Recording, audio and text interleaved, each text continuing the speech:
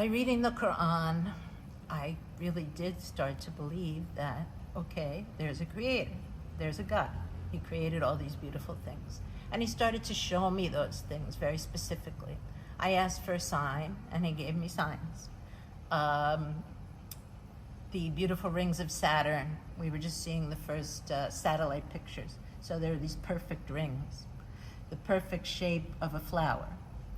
The fact that clouds are different every day and that the sky is different every day. All these things pointed me toward a creator. But I still didn't understand that I had a relationship with this creator. And that was something I talked to my friend Mike about. I said, you know, I live here in New York City. I go to university here. I have friends, but I still feel very lonely. And I'm wondering if God created me, you know, what is his connection to me? What is his relationship with me? And he said, well, you know, there's a number you can call to ask this question. You can actually call God. I said, oh, come on. What are you talking about? He said, yeah, there's a hotline number. It's 33 33 34. So then he explained that you say 33 times, Subhanallah, which means glory be to Allah. Alhamdulillah, which means all praises to Allah. And Allahu Akbar.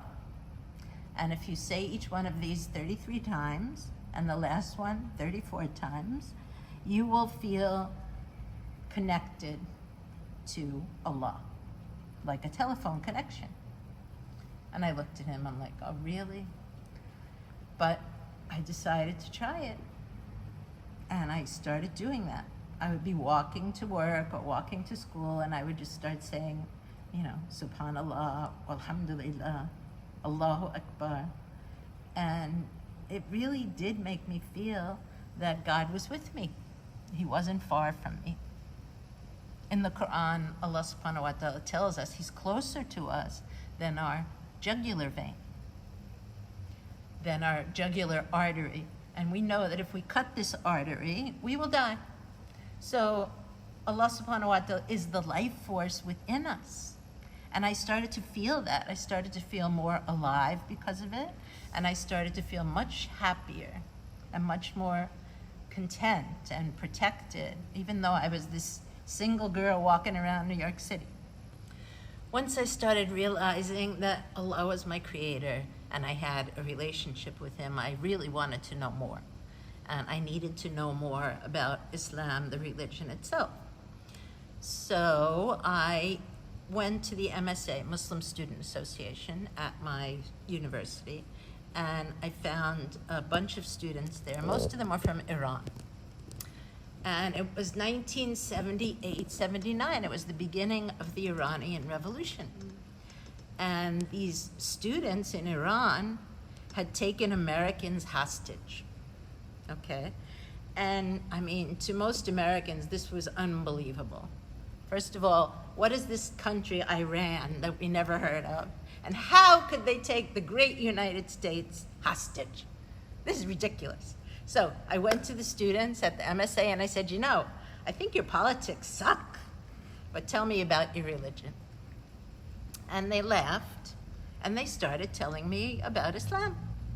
And they invited me to have dinner with them at the university, and they answered all my questions with a smile. They didn't become angry when I started talking about Israel and Zionism and all of the things that I knew, you know, to talk about. They introduced me to their wives and their sisters. One of the sisters was a lovely woman named Farzana. And Farzana was a couple of years older than me, and she kind of treated me like a little sister. She had a very maternal instinct toward me. She wanted to protect me.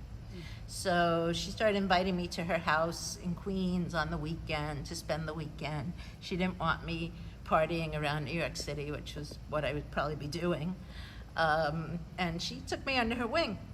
So I visited her at home. Again, it was this very peaceful place, just like the masjid. Just carpeting on the floor, very clean, very simple, and she was a very sincere person. So I was gradually learning about Islam. And one weekend I came to Farzana's house and I was very upset. And she was asking me, what's wrong? And I said, well, I think I might be pregnant. And of course, this was very shocking to her.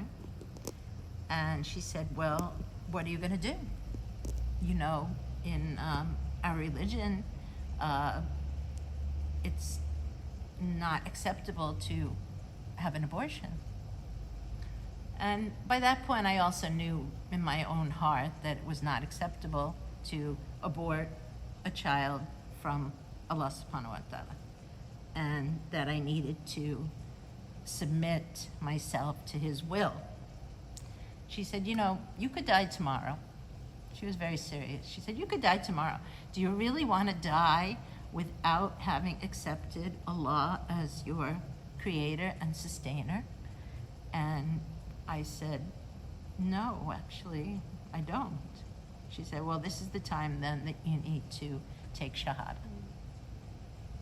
So she arranged that for the Muslim students, the MSA, to have a little gathering together. And their imam, who was from Iraq, they were very young, we were all students.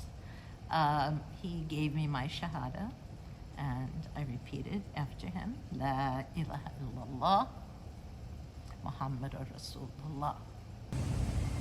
Alhamdulillah, all praises to Allah. As it turned out, I was not pregnant, but I had submitted myself to Allah subhanahu wa ta'ala.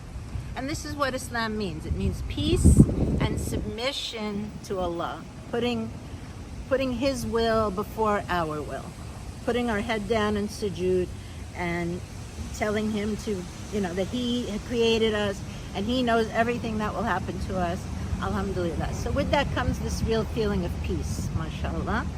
And alhamdulillah, I would say I've kept that feeling of peace and contentment with me my whole life as a Muslim. Of course, we have our tests and we have our trials, but we always know that Allah does not give us a burden greater than we can bear. So I went on in my life, to make a long story short. I married, I had 4 children.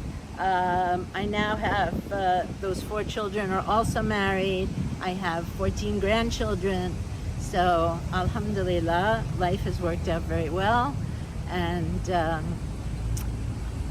I only have Allah to thank.